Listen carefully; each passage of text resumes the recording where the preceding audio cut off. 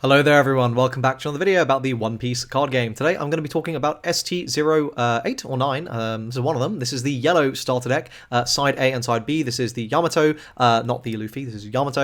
And I'm going to be basically evaluating the competitive viability of all the cards. Is it worth picking up? It's coming out in August, I believe, in English.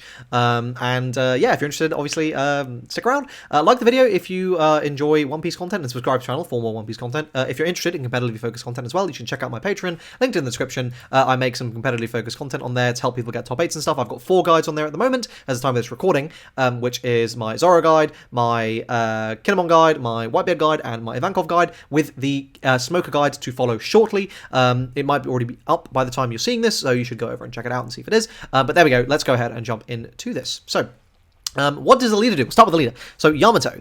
This is a pretty good leader, honestly, I think. So, Don 1 on the opponent's turn, while your life area has 2 cards or less, this gains 1k. So, you feel like you're Whitebeard. This is a really good effect, honestly. Like, don't sleep on this. Going down to 2 life is fine. Like, it's pretty common. And you usually want to be taking damage in the early game anyway to just accrue hands so you can, like, do stuff. You don't want to be, like, guarding everything early because, whilst, yes, if you open the God hand and you always have stuff to play, then, like, fine. But, like, most of the time you haven't. So, I think, and you know, it's not necessarily doing something proactively, and I would certainly say it's not, you know, it's not as good as a Katakuri leader effect, but it's different, it's defensive, and it's powerful. You know, yellow already has like such good triggers that you can kind of build a board from those, and the ability to just like force your opponent to be kind of Don inefficient once you hit a certain life and just be like, okay, well now I've got to commit extra onto all this and this and this and kind of good. I don't think this is the best yellow leader. I definitely think Katakuri is better. I think Big Mom is about as good, maybe slightly better. I think I prefer Yamato though. So, you know, definitely good. Definitely good. And I mean the starter deck Big Mom. Alright, so we got several vanillas. So I'm just going to blaze through the vanillas and then we'll talk about the cards with effects. So Ulti, this is a 4-6. This is a good stat line for vanilla. For a vanilla. Momonosuke is a 2-4. It's not big enough for a vanilla. Luffy is a 3-5. Obviously, like, this is, again, the bare minimum you want from a vanilla. And Yamato, this is a 5-7. This is the one that sees the most play because 5-7s are just good. You know, 4-6s, 5-7s, and 3-5s. But, like, that range are cheap enough that you can realistically pay them, and they give you enough value at the cost you're paying to be worth playing a vanilla. So, this one is pretty good. I've actually seen a lot of people been playing this Yamato in particular, but otherwise, it's fine. Okay, let's talk about the cards with effects. And there's quite a few good ones. So, this is maybe the best card in this starter deck, Uzuki Tempura. So this is just a 4-5. It has a counter, but it has a trigger. Rest up to one of your opponent's characters with a cost of 2 or less, and add this card to your hand. So, like, you're already getting it to hand when you take it for life. So I think the thing is, if you're relying on cards with triggers to do stuff, right? Like, let's say you're playing Arlong. Well, this is something you can just cheat out for free with Arlong, for cheaper with Arlong. So there's a synergy there. It's a 4-5, so it's kind of whatever, but you can rest chump blockers with this. Now, how often are you going to want to be doing that? I just think every set chump blockers get worse and worse and worse and worse, to the point you're not really seeing a huge number of them, and you don't have active ways of like reducing costs on your opponent's turn, so a little iffy, but I think this is decent. I think this is pretty good. Saying it's the best though should kind of set the power level of this deck. There's not anything that crazy in here. Alright, next we have got Kaido. So this is a 4-5 with a 1k counter. Don 1, if you have 2 cards or less in your life area, this character cannot be KO'd in battle. Fine. I'm doubtful that you would ever dedicate the deck space to this, because, like, later in the game, you know what, like, yeah, a 4-5 is kind of annoying, but it's not, like, that scary, and also there's so much effect removal that you can use on this. Okay, Odin. This is one of the best-looking cards in the game, I think, in base rarity. I love this piece of artwork, and I think it looks great. So this is a 7-7, no counter. Don 1, this character gains double attack. That's pretty good.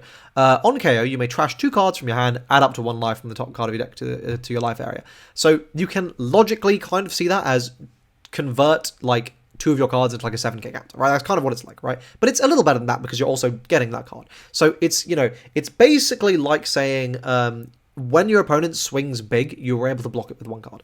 This is kind of one way to think about it. Obviously, there's, like, opportunity costs you're giving up by discarding those cards initially and all sort of stuff, and your opponent actually does need to go in and kill it, and they're probably not going to because the 7-7 is not that threatening, though obviously it has double attack, but, you know, if they can block it, if they're able to stop it, that's the thing. I think the double attack makes it threatening enough that they probably will want to kill it, so I do think this card is decent. I just can't imagine ever playing this over Big Mom, like 7-drop Big Mom. I feel like I would always rather have that, so it's a bit of a sticky one. I like the card. I think in the future it might see play. Just right now it's a little iffy, but it's definitely good.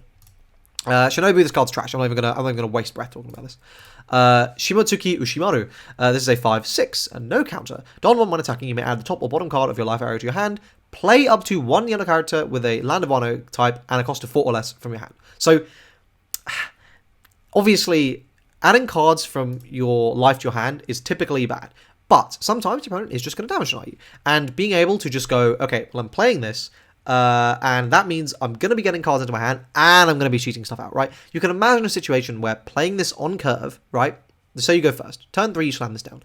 Turn 4, now, you're talking about a 7k swing with this. You're cheating out a 4 cost from your hand. Obviously, it doesn't need to be a 1-0, so you're fairly restricted in what it can be, but still. You have 6 Don to play with to do other stuff with, right? Like, so maybe you play the next card, you can see there, the 6 cost Ace. Suddenly you've got a fat board on turn 4. It's very scary, very big numbers. You only took 1 damage, but it's fine. By that turn, you may be at 3. This sets you to 2, so now your Yamato effect is live, so you can pay a 5 cost instead and slap it on Yamato. Now it's 6k on your opponent's turn. I think this is pretty good. I think definitely in the Yamato deck, this is something you will want to consider. It's not crazy, it's still fine, but, I think it's decent. Then we got Fugetsu Omusubi. This is a 3/4, so the trigger KOs up to one of your opponent's characters with a cost of 1 or less and adds it to your hand, so obviously it's okay. I just wish this was a 4/5. If this is a 4/5, I'd be like, yeah, hey, you know what? Hell yeah. I'll take some. I'll just, into Zoro, right? Popping the 1 costs. Into, and just generally popping, like, chomp blockers. It's quite nice. Into lore, this is great. So, it's meta call. You might actually want to play this depending on the format.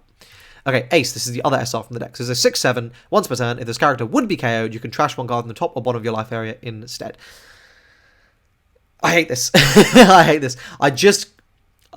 unless it's super late in game and your opponent has just decided not to deal you any damage and, you're going to kill them with this card on their next turn, I just can't really imagine the situations where you're going to be particularly excited about actually getting this effect off. Then we got Yamato here. This is a 3/3. It's a 2k counter with when attacking you can add top or bottom card of your life area to your hand and it gains 2k until the start of your next turn, so just a 5k. This is just going to be a 2k counter you play because of Yamato. Cool, I respect that. And then finally we get some events, and one of these is actually pretty good. So this is Narikabura Arrow. So counter, if you have 2 or less cards in your life area, give up to one of your opponent's hero characters minus 3k during this turn. This is a 1 cost 3k event. We've seen just how good something like Thunder Bagua is, Borrow Breath is, just for being like a 1 cost 4k. This is obviously less good, but this also gives you an advantage when your opponent is going to be restanding something. So there's a bit of a trade-off there. I really like this card. Also, trigger, trash 2, heal 1. Hey, that's pretty good too. So yeah, I actually think this is probably the best card in the starter deck. I think it's decent. I think there's a good argument to play it, and I think I probably will. And then finally, we got Thunder Bagua here. Trigger to draw a card. Nice trigger. And then counter, give 4k. And if you have 2 or less cards in your life area, place up to one of your opponent's characters with a cost of 3 or less, face down on top or bottom of their life, so you can just yoink something. I think this is pretty good as well. Not crazy. I do like the idea of playing 2 copies of 8 Thunder Bagua in a purple yellow deck, which could be quite fun. But yeah, overall, I think the starter deck is definitely significantly lower powered than the other starters we've seen. But it's sort of, the typical affair of there's 1 or 2 very obviously quite good cards, and then the rest are fine to maybe playable. And then there's vanillas, and there's a few just bad cards. But overall, should you be buying this? You can probably get away with not buying it. I think this is the first starter deck I've said that for, where you can actually probably get away with not buying it.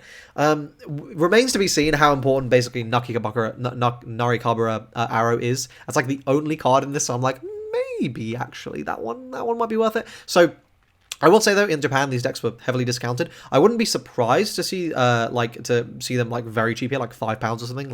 I think these are meant to be intro decks, so that's possible. But yeah, I don't know. I'm excited for them. I'm looking forward to getting access to the new cards. I think Yamato looks like a fun leader as well, so if nothing else, get access to a cool defensive leader. But yeah, that's it for this video. If you enjoyed it, like the video, subscribe to the channel for more One Piece content. As you're seeing this, I'm probably away at the moment, so that's why you're seeing a bunch of these reviews now. But yeah, I hope to see you guys when I get back, and thanks for watching. I'll see you in the next one. Cheers.